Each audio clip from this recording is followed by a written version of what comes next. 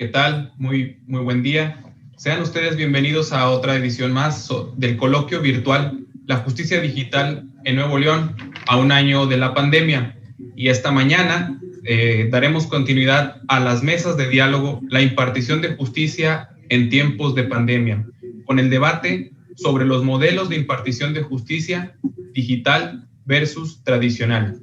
Y para dirigir el debate en esta mañana, tengo el honor de presentar al doctor Hugo Alejandro Campos Cantú, quien será el moderador en este debate. Y para conocer sobre la amplia trayectoria del doctor Hugo Alejandro Campos Cantú, me permitiré dar lectura de una breve semblanza de su amplia trayectoria.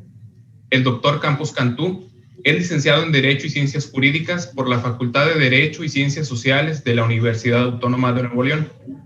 Es maestro en Derecho por la Universidad de Tulane Law School de Tulane University, Nueva Orleans, en Estados Unidos de Norteamérica. Asimismo, es doctor en Derecho con mención cum laude, egresado de la Facultad de Derecho y Criminología de la Universidad Autónoma de Nuevo León. En cuanto a su actividad profesional, practicó el ejercicio de la abogacía a nivel privado como consultor y litigante en diversas ramas del derecho civil, penal, mercantil, familiar, administrativo, fiscal, constitucional y amparo. Asimismo, se desempeñó como consejero jurídico adjunto del gobernador del estado de Nuevo León. También fue subprocurador jurídico de la Procuraduría General de Justicia del estado de Nuevo León, consejero de la Judicatura del estado de Nuevo León y desde diciembre de 2020 a la fecha es magistrado de la 9ª Sala Unitaria Civil del Tribunal Superior de Justicia del Estado de Nuevo León. Asimismo, fungió como catedrático a nivel licenciatura y posgrado en la Universidad Autónoma de Nuevo León en la Facultad de Derecho y Criminología. Es miembro del Colegio de Abogados de Nuevo León, integrante del Colegio de Doctores en Derecho del Estado de Nuevo León, miembro de la Barra Mexicana, Colegio de Abogados, Asociación Civil. Fungió como representante del Poder Judicial del Estado en el Comité Coordinador del Sistema Estatal Anticorrupción de Nuevo León y, asimismo, cuenta con la publicación del libro La Prueba Prohibida de su autoría. Doctor Hugo, sea usted bienvenido. Gracias. ¿Sí? En el orden de intervención de los abogados que participarán en este debate, tengo el gusto de presentar a ustedes a la licenciada Claudia Fernanda Treviño Ramos, quien es especialista en Derecho Privado y en Derecho Público. Para conocer sobre la trayectoria de la licenciada Treviño Ramos, daré lectura de su semblanza. La licenciada Treviño Ramos cuenta con licenciatura en Derecho y Finanzas, egresada del Instituto Tecnológico y de Estudios Superiores de Monterrey. Asimismo, se encuentra estudiando la maestría en Derecho con orientación en Derecho de Amparo. En cuanto a su actividad profesional, ha ejercido la abogacía en diversos despachos jurídicos, perteneciendo actualmente a Castelazo y Albín Abogados. En sus actividades curriculares, cabe destacar que es miembro de la Sociedad Legal Internacional de Honores Phi Delta Phi. Asimismo, cuenta con diplomado en Sistema Acusatorio Adversarial impartido por el Colegio de Abogados de Nuevo León. De igual forma, es integrante del Consejo Editorial de elnorte.com. Licenciada Treviño Ramos, sea usted bienvenida a este debate. Muchas gracias por la aceptación a nuestra invitación. Asimismo, me permitiré presentar al licenciado Luis Manuel Garza Villarreal, quien es egresado de la licenciatura en Ciencias Jurídicas por la Universidad de Monterrey. Es abogado litigante y consultor independiente desde el año de 1990. Es titular de la firma LMG Abogados desde el año 2000. Profesor de Derecho Civil de la Facultad Libre de Derecho de Monterrey del año 2000 al año 2006. Presidente fundador de la Comisión de Acceso a la Información Pública de Nuevo León en el año 2003. Asimismo, editorial de Grupo Reforma desde el año de 1999. Y es así como me permito dar introducción a nuestros ponentes de esta mañana. Muchas gracias. Muchas gracias. Buenos días a todas las personas que nos siguen a través de esta página oficial de Facebook del Poder Judicial del Estado. Reciban un cordial saludo y sean bienvenidos a esta mesa de diálogo, la impartición de justicia en tiempos de pandemia, debate sobre los modelos de impartición de justicia, digital versus tradicional. Agradezco la presencia de nuestros invitados especiales, licenciada Claudia Fernanda Treviño Ramos y licenciado Luis Manuel Garza Villarreal, de quienes ya conocimos brevemente su trayectoria profesional y académica. Bienvenidos. Tiene la palabra Claudia Treviño para un mensaje inicial. Buenos días a todos. Primero que nada, me gustaría agradecer al Tribunal Superior de Justicia del Estado y al Consejo de la Judicatura por la atenta invitación que me hicieron para participar el día de hoy en esta ponencia virtual. Como sabemos, la pandemia vino a transformar el modelo de impartición de justicia a nivel nacional y a acelerar el uso de los medios digitales para la impartición de justicia, que si bien es cierto, ya se venían implementando desde hace varios años aquí en el estado, pues desde el 18 de julio del 2002 entró en funcionamiento el primer tribunal virtual en Nuevo León. La emergencia sanitaria tuvo como consecuencia incentivar a aquellos abogados que aún seguían renuentes a la justicia digital a utilizarla, y además tuvo como consecuencia que la autoridad tuviera que crear e implementar nuevos servicios digitales, de los cuales estaremos hablando un poco el día de hoy y varios de los cuales creo yo que están aquí para quedarse. Muchas gracias. Muy bien, gracias. Tiene la palabra el abogado Luis Manuel Garza. Un saludo inicial a la audiencia. Sí, pues muchas gracias, doctor Campos, y muchas gracias al Poder Judicial del Estado de Nuevo León por esta atenta invitación. Es un honor estar aquí con ustedes y estamos para tratar de aportar todo lo que se pueda. En mi caso me tocó conocer el nacimiento y la evolución que ha tenido la impartición de justicia digital. Ahí me tocó ver las listas de acuerdos físicamente hace 30 años a lo que tenemos ahora. Entonces he sido testigo de esta evolución y bueno, pues le cedo la palabra, doctor Campos, para que nos guíe en esta conferencia. Efectivamente, como lo comentas, ha sido una evolución y al encontrarnos con la pandemia del COVID-19, pues ya venía avanzando el Poder Judicial de Nuevo León. Y por conducto de los plenos del Tribunal Superior de Justicia y del Consejo de la Judicatura, implementaron una serie de medidas extraordinarias en materia de justicia digital, en los términos que quedaron plasmados en los acuerdos generales conjuntos números 5, 6, 7, 8, 9, 10, 12 y 13 del 2020 y 2 del 2021.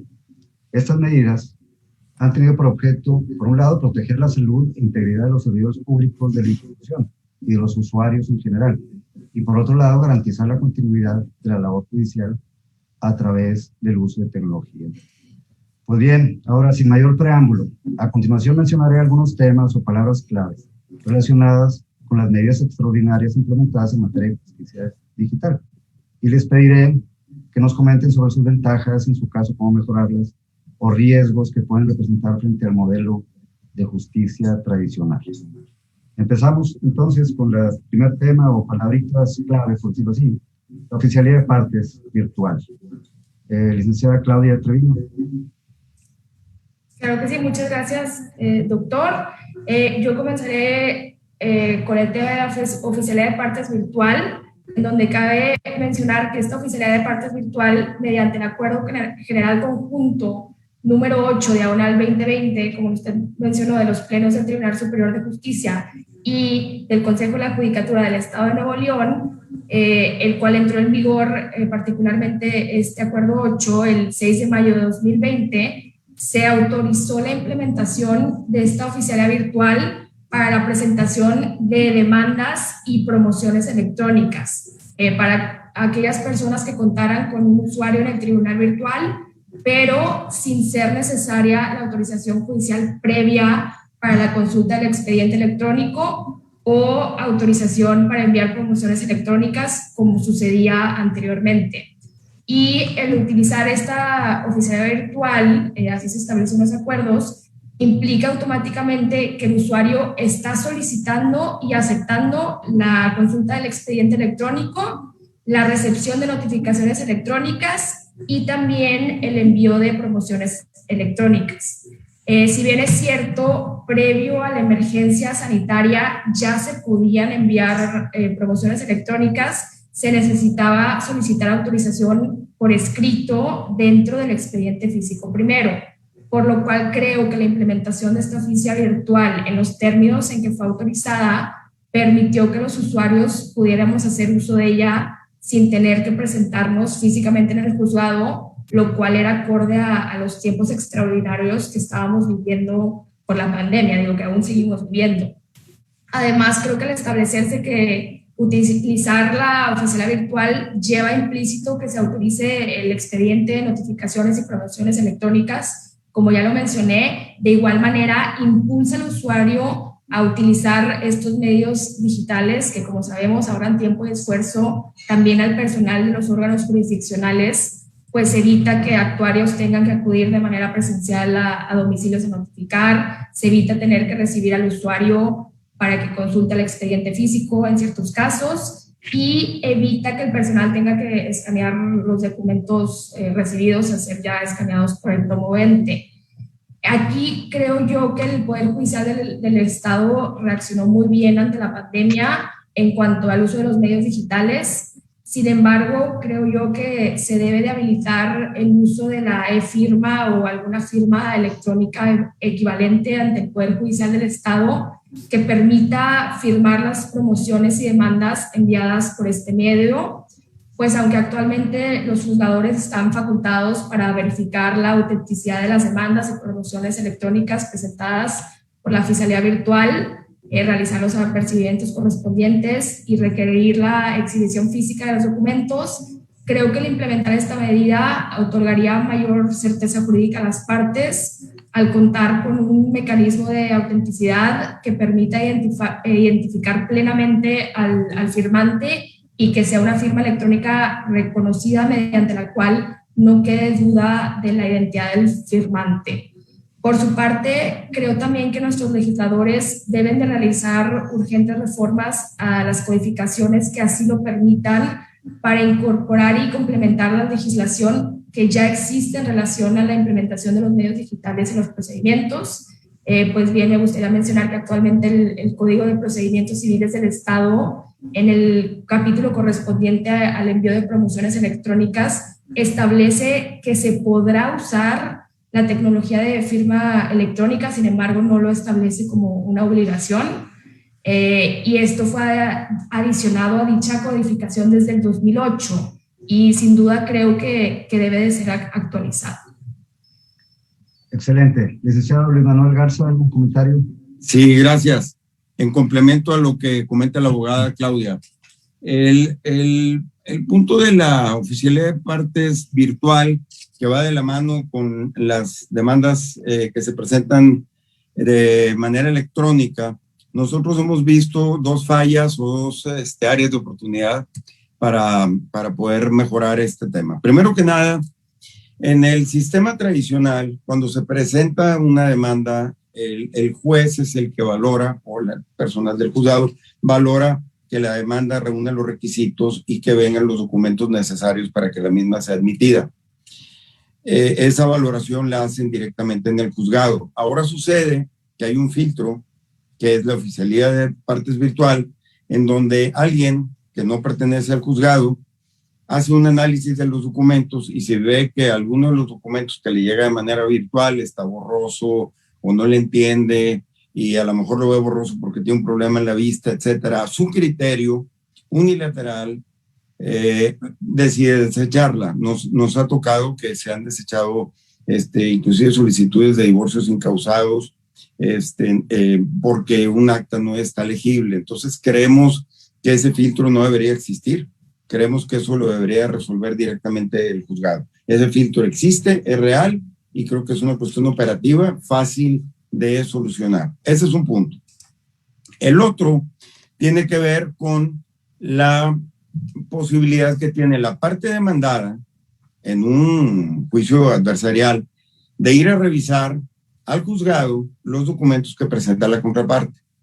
Es decir, antes de que existiera este sistema, se presenta la demanda físicamente, con los documentos físicamente, se emplaza el demandado va con su abogado y el abogado, en el término que tiene para contestar la demanda, debe de acudir al juzgado para verificar que los documentos efectivamente sean los que corresponden a las copias, porque puede ser que la demanda se haya presentado con un documento en fotocopia color y al momento de correr traslado no se sabe si ese documento es original o no. Para eso, en el sistema anterior o en el sistema tradicional, el abogado va al juzgado y verifica los documentos físicamente. Ahora que esos documentos, ya que son presentados en formato electrónico, quedan en poder de la parte actora, creo que la parte demandada puede quedar en estado de indefensión para ejercer su derecho de contradicción al no tener acceso físico a esos documentos. Por ejemplo, si la parte demandada pretende analizar la firma de un documento que le están imputando, a lo mejor requiere ir al juzgado con su abogado y con un perito dentro del periodo de contestar que tiene para contestar la demanda, para analizar si efectivamente es la firma o no y decidir si se va a ofrecer o no la prueba pericial calígrafa, por ejemplo. Eso con este sistema no se puede hacer porque los documentos originales están en poder de la parte actora.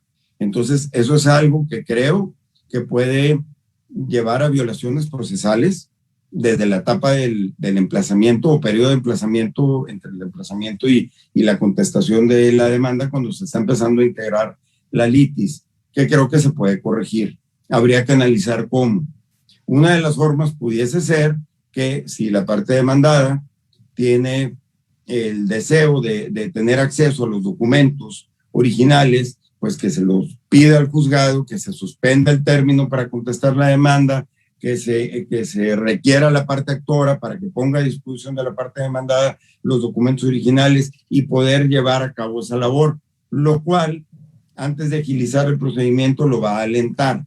En fin, esa es una idea que se me ocurre, pero sí tenemos ahí un detalle que corregir, es un área de oportunidad importante. Muy bien, muchas gracias. Continuamos con el siguiente tema, las demandas electrónicas. Licenciada Claudia Treviño. Sí, el tema de las demandas electrónicas va muy ligado al punto que acabamos de comentar de la oficialidad de partes virtual, pero también me gustaría enfatizar en que este tipo de demandas pudiera acelerar los procedimientos internos del Poder Judicial, ya que da la posibilidad a la autoridad de emplear a su planilla laboral en asuntos diversos que el escaneo de documentos, pues al presentar la demanda y anexos por vía electrónica se evita que el personal tenga que escanear los documentos presentados, labor que puede resultar muy tediosa cuando se tratan demandas de gran volumen o con muchísimos anexos. Y creo yo que resulta más fácil para el personal imprimir los documentos que ya fueron escaneados por el promovente y agregarlos al expediente físico, que como bien sabemos, el expediente electrónico y el expediente físico son una fiel reproducción.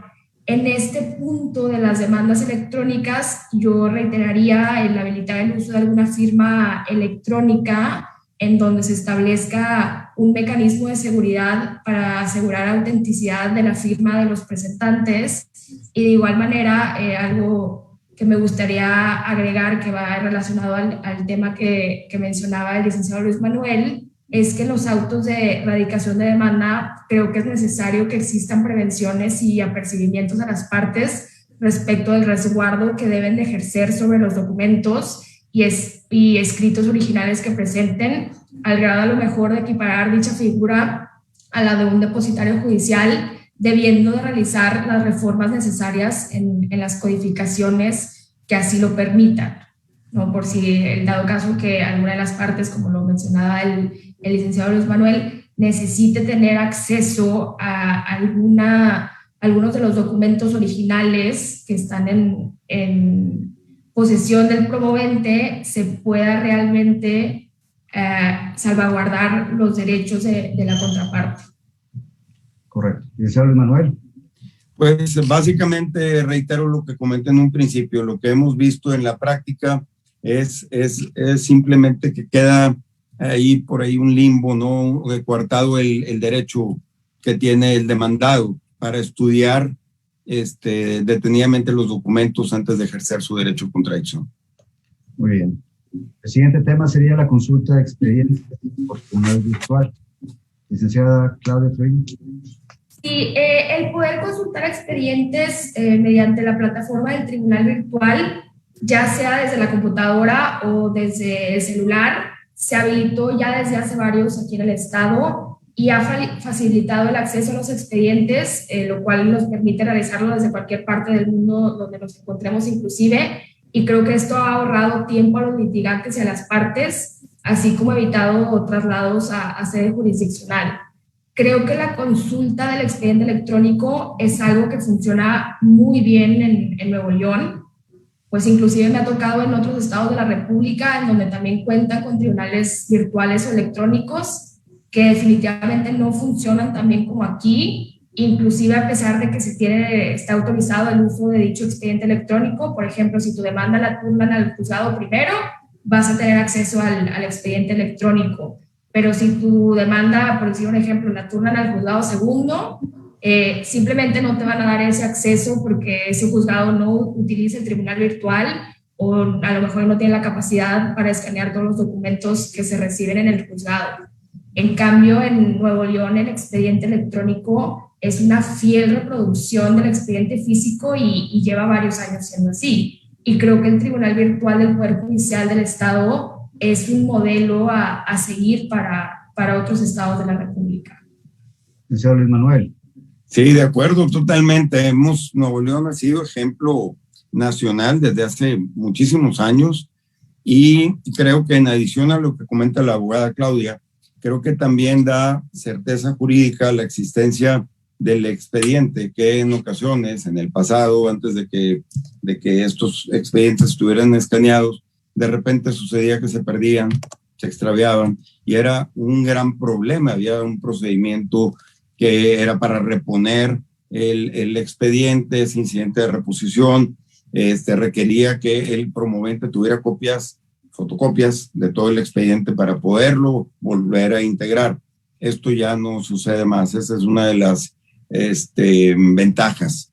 Pero la más importante, pues yo también coincido con la abogada Claudia, es el poder consultar el expediente de cualquier computadora en cualquier parte del mundo, ¿no? Eso es muy, muy valioso. Inclusive el poder imprimir ciertos documentos para poderlos estudiar en lectura física y no a través de una pantalla, como muchos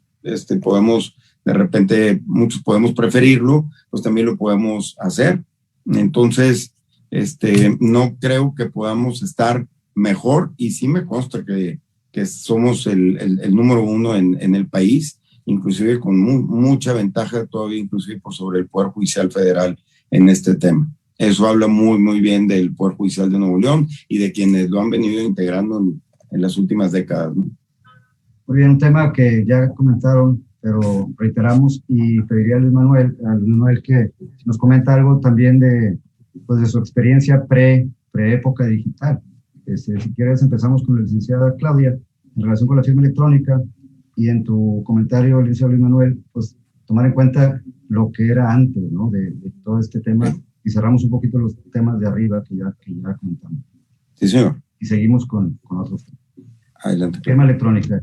Perfecto, sí. La firma electrónica y el uso de la firma electrónica, creo yo, proporciona seguridad e integridad a los documentos. Esta firma es utilizada actualmente por la autoridad. Sin embargo, como lo he venido mencionando, creo que es esencial establecer que cualquier promoción o demanda presentada por vía electrónica contenga este tipo de firmas, que sea fiable y que permita dar certeza que el documento correspondiente ha sido debidamente emitido por el firmante, ¿no? Esto para dar certeza de que las promociones y demandas presentadas electrónicamente contienen una firma que produce los mismos efectos jurídicos que la firma autógrafa.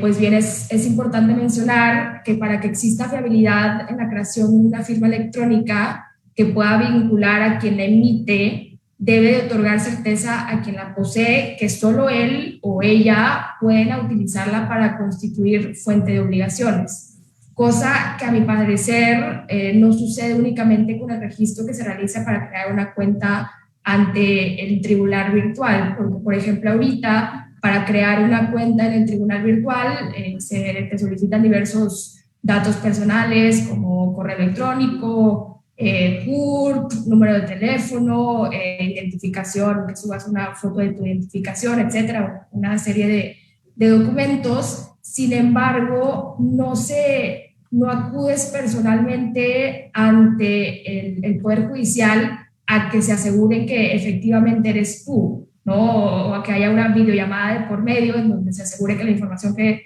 estás proporcionando efectivamente te corresponde. Y creo que ahorita, en los tiempos que estamos viviendo, donde hay mucho robo de información, de identidad, etcétera, implementar esto de la firma electrónica, ya sea que se utilice la e-firma, que está regulada por la ley de la firma electrónica avanzada, o bien una firma electrónica similar, en donde tengas que ir a registrarte ante el Poder Judicial del Estado, creo que sería bastante óptimo.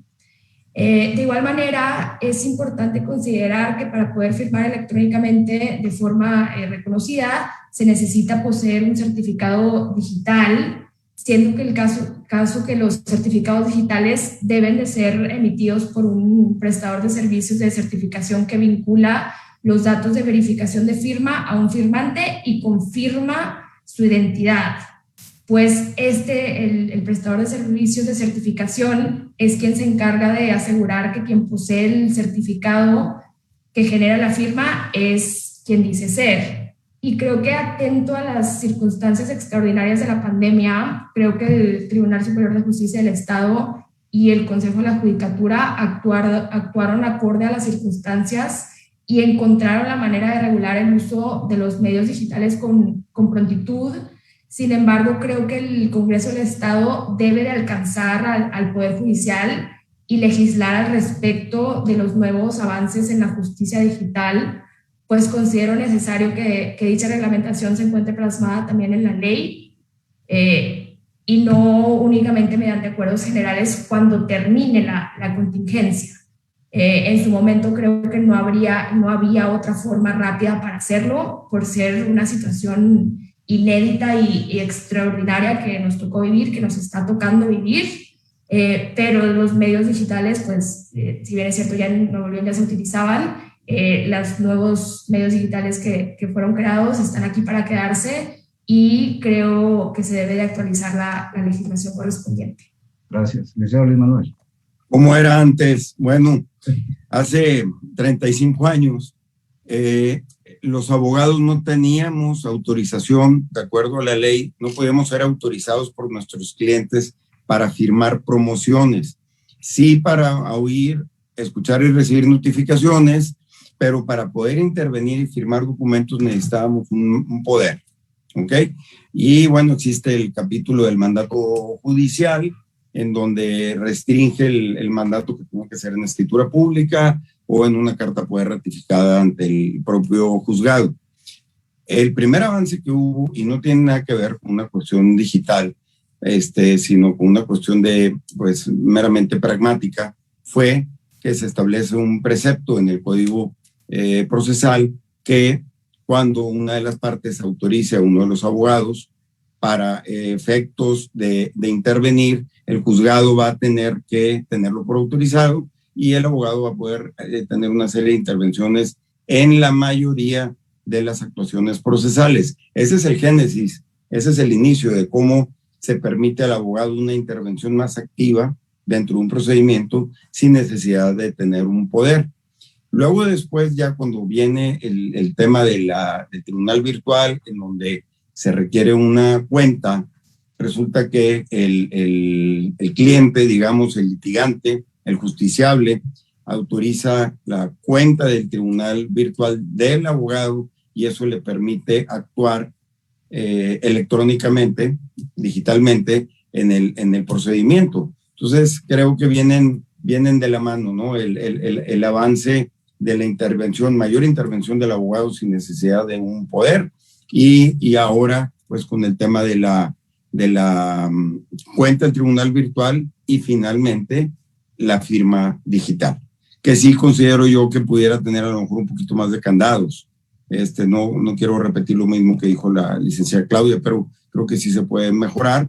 Finalmente estamos en un estado óptimo también, dadas las circunstancias en donde se facilita mucho la labor del litigante a través del uso de la tecnología.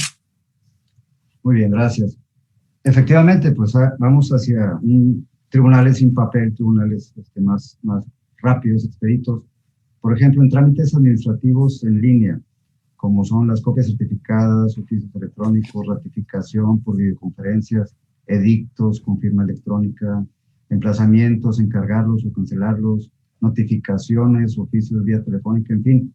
Hay muchísimos temas que se pueden ver desde la óptica, por ejemplo, la licenciada que pues cuando fue egresada, pues ya estaba todo esto, tenía vida, y a otros nos tocó que no. Entonces, también desde esa óptica y comparando un poquito con la justicia tradicional, les pido su comentario en cuanto a trámites administrativos en línea. Licenciada Claudia.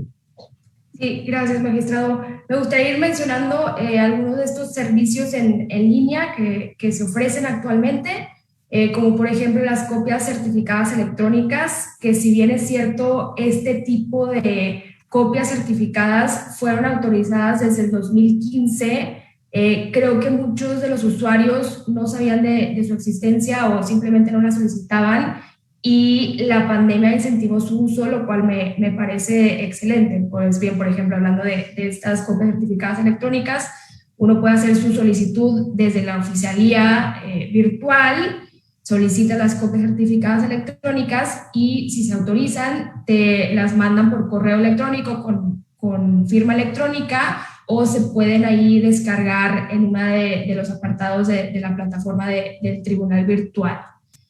Otro de los servicios que también se ofrecen es los oficios electrónicos, que sí es un nuevo servicio que surgió a raíz de la pandemia, que permite a las partes tener acceso a los oficios que se ordenen en los procedimientos judiciales por vía remota, sin necesidad de que las partes acudan a recogerlos a las instalaciones. Se evitan traslados y se mejora el tiempo de entrega, creo yo.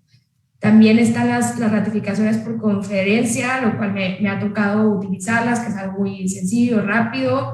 Te conectas a una videollamada, te piden tu identificación, se aseguran que efectivamente seas la persona quien dice ser, y ya puedes ratificar una promoción o una demanda presentada, etcétera, a distancia. Los edictos web con firma electrónica es otro de estos servicios, que es también nuevo servicio que facilita a los usuarios el trámite de un edicto mediante el uso de la plataforma del tribunal virtual, que permite al usuario solicitar y dar seguimiento hasta su publicación a sus edictos desde su oficina o desde su casa.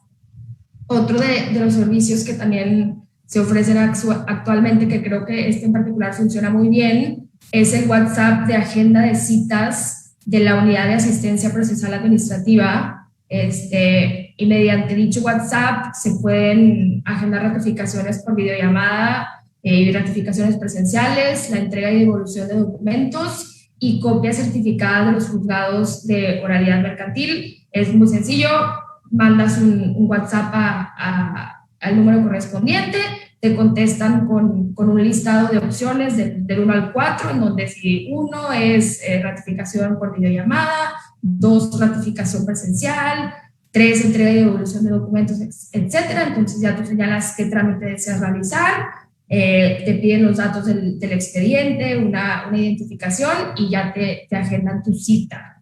Creo que todos estos trámites que ahora se pueden realizar en línea y de los que ya venían existiendo ahorran tiempo y esfuerzo a las partes y a sus abogados, pues pueden realizar desde su casa o desde su oficina sin tener que trasladar a los órganos jurisdiccionales.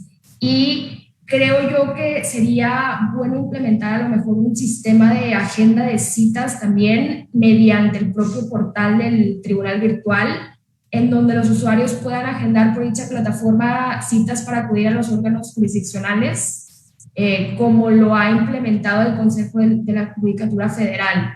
Pues actualmente para realizar una cita es necesario, agendarla por vía telefónica o ya recientemente también por WhatsApp, pero muchas veces las líneas del Poder Judicial pudieran encontrarse saturadas, se entiende completamente por la carga de trabajo que llevan, pero pudiera a veces los litigantes tardarnos un poquito en que nos contesten el teléfono, y creo que implementar a lo mejor un sistema de agenda de citas mediante la propia plataforma de tribunal virtual que funciona, como lo sabemos, muy bien, pudiera ahorrar tiempo a los usuarios, pero también a la autoridad, pues el personal que se encarga de atender las vías telefónicas pudiera estar enfocado en otras tareas.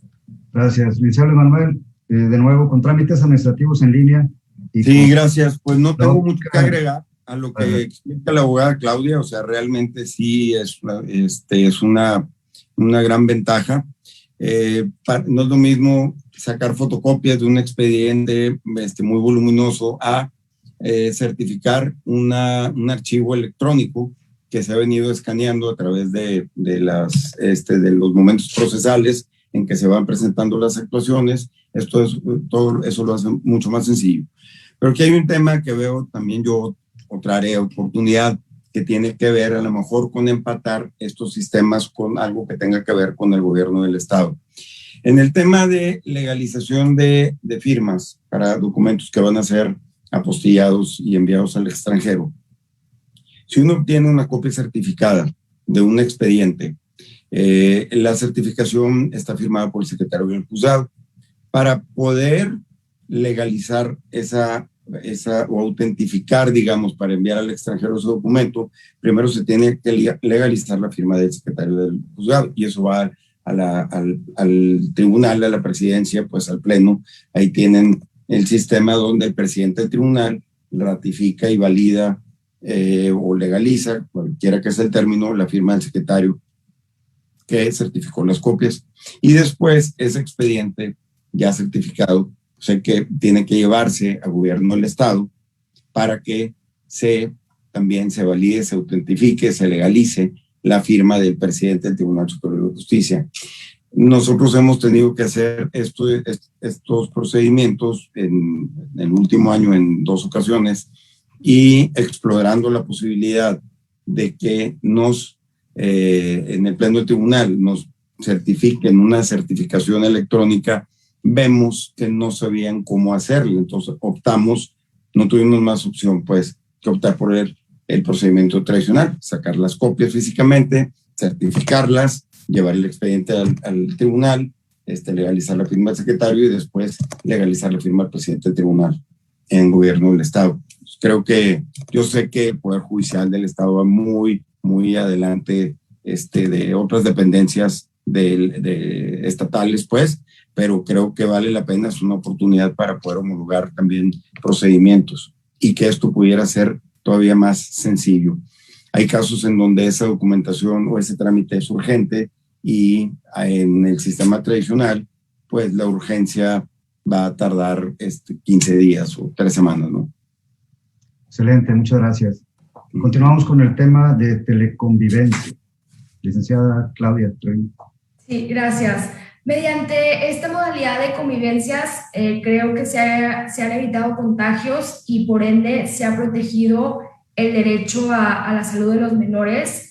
Inclusive en un inicio, cuando empezó todo este tema de la pandemia y se suspendieron las convivencias presenciales, hubo una serie de amparos en donde se trataba de evitar que las convivencias fueran mediante videollamada. Sin embargo, la autoridad federal estableció que debía de prevalecer el interés superior del menor y su derecho a la salud, por lo cual reiteró que era necesario que las convivencias se efectuaran a través de videollamadas. Sin embargo, las convivencias presenciales fueron suspendidas desde el 17 de marzo de 2020, es decir, ya llevan más de un año suspendidas, por lo cual creo que ya es necesario empezar a habilitar una modalidad híbrida, a lo mejor, en donde padres y madres de familia que no cuentan con la custodia de sus hijos puedan convivir con estos de manera presencial, a lo mejor en un inicio por lo menos una vez al mes, e ir incrementando esto gradualmente conforme a los indicadores de contagio que lleva el gobierno del estado, y mientras así se pueda ir evolucionando gradualmente.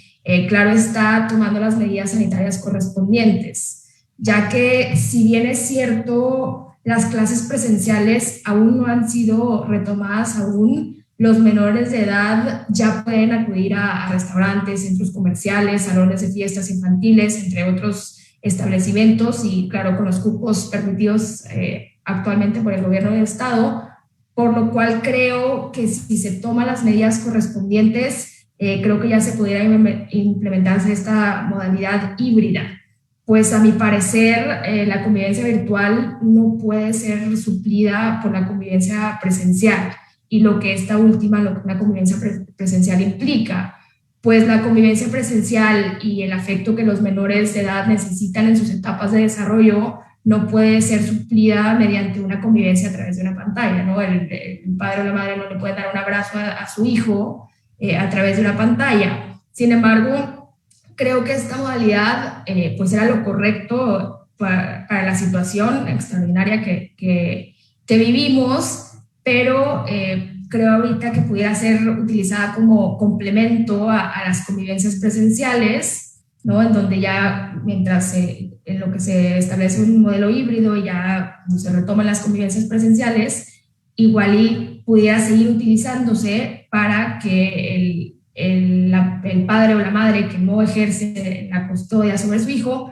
pueda, además de verlo en el centro de convivencia, si tiene una convivencia libre, pueda también verlo con mayor frecuencia a su hijo o hija a través de la teleconvivencia, ¿no? A mí en mi experiencia me tocaron casos en que las convivencias mediante videollamada resultaban ser difíciles por la edad de los niños. Pues por ejemplo, niños de 1 o 2 años no aguantan tener una convivencia de 1 hora por este medio electrónico, ¿no? Ya que se distraen fácilmente y su capacidad de atención es menor a la de niños más grandes.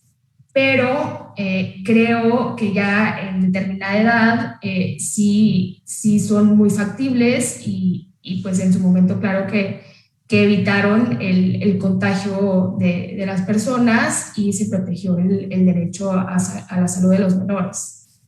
Gracias. Abogado Luis Manuel. Sí, pues en la misma línea coincido, obviamente no, en vía remota, vía electrónica, vía teleconvivencia, no se va a poder realmente ejercer ese derecho de la relación afectiva paterno-filial. En el plan con la idea de buscar un sistema híbrido, pudiera ser, y aquí lo discutimos en el despacho alguna vez, que pudiera tenerse algún sistema similar a los que se tienen en algunos centros de readaptación, en donde a través de una vidrio, una pantalla, puede haber una convivencia más cercana, o sea, física, sin que hubiera el contacto. Eso a sugerencia de uno de nuestros clientes, y eso cuando estaba la pandemia en un grado muy alto, ¿no? Creo que se pueden pensar, no sé si esa es la mejor idea o no.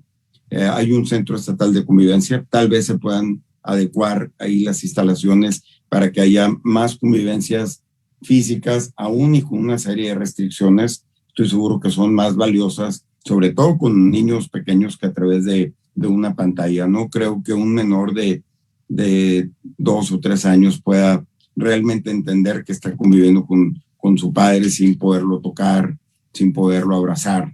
Entonces ese es un tema en el que hay que poner, creo yo, mucha atención. Finalmente, es mejor la teleconvivencia a nada. Creo que es un gran avance, pero ahí hay también una área de oportunidad muy importante. Gracias. Por último, el último tema, la mediación a distancia. ¿Alguna opinión, comentario que sea, Claudia? Sí, en lo personal no me ha tocado participar en este tipo de modalidad de mediación a distancia.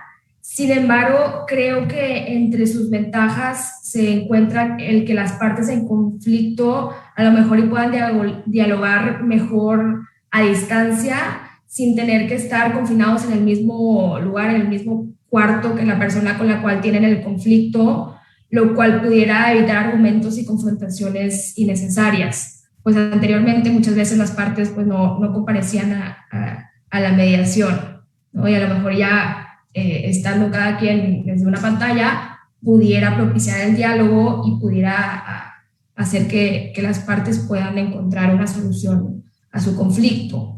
Y el tener acceso a mediaciones a distancia facilita el acceso a la sociedad, a la impartición de justicia a través de los medios alternos de solución de controversias que, bien implementados, pueden ayudar a aligerar la carga de trabajo de los órganos jurisdiccionales.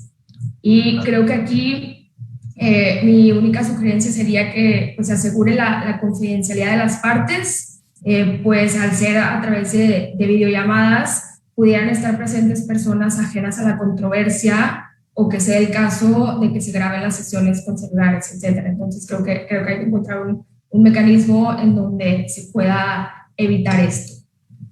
Gracias. Mediación a distancia, abogado Leonor.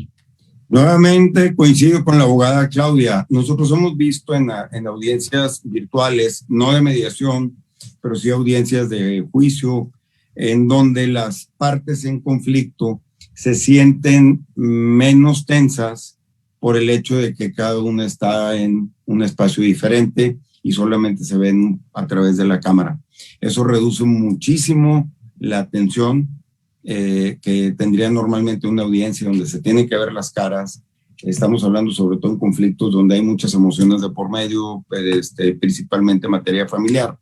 Entonces, creo yo que en la mediación en cualquier materia, sí va a beneficiar, sí es un punto a favor el que no tengan las partes que verse y que sea a través de la pantalla. Ese es un punto a favor y creo que debe seguirse desarrollando. Cuidar lo que dice la abogada también, sobre todo en la mediación donde se pretende evitar que haya agentes externos que saboteen o que estropeen el trabajo del mediador. No estén o sea, que no haya presencia ajena, pues hay que buscar sistemas. Hay algunos jueces que han pedido que se haga un recorrido a través de la cámara, pues del salón donde están cada una de las partes para asegurarse que no hay nadie más.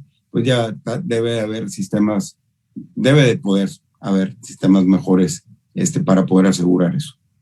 Gracias. Interesantes sin duda los comentarios de nuestros invitados compartidos en esta mesa. De hecho, pues hicieron en forma propositiva algunas sugerencias de mejora, áreas de oportunidad, unas más prácticas, otras que requieren alguna reforma legal. De todo lo que yo escuché, que compartieron con nosotros, yo podría concluir que la justicia digital, llegó para quedarse obviamente y no pugna con la justicia tradicional, sino que maximiza el acceso a la justicia, brindando con ello una serie de beneficios a favor de los usuarios. Con lo anterior, vamos a dar por terminada la presente mesa de diálogo, no sin antes agradecer nuevamente a nuestros invitados especiales por su participación. Agradecemos a la abogada Claudia Fernanda Treviño Ramos. Concedo el uso de la voz para un mensaje final. Gracias, doctor. Únicamente me gustaría concluir con que creo que en general la Dirección de Informática del Consejo de la Judicatura lo ha hecho muy bien y el Poder Judicial del Estado cuenta con un tribunal virtual que es modelo a seguir para otros estados de la República. Inclusive tengo entendido que el Poder Judicial del Estado es autosuficiente en este aspecto y que ellos pues lo han manejado extremadamente bien. Y finalmente me gustaría nuevamente agradecer la invitación que se me hizo para participar en esta ponencia virtual. Muchas gracias. De igual manera, agradecemos al abogado Luis Manuel Garza Villarreal. ¿Algún mensaje de despedida final, licenciado? Pues solamente dar las gracias nuevamente, doctor Campos, al Poder Judicial y a usted por esta invitación. Y pues aquí estamos a la orden en lo que podamos aportar. Lo haremos con muchísimo gusto. Muchas gracias a todos por su amable atención. Que tengan un buen día. Gracias. Hasta luego.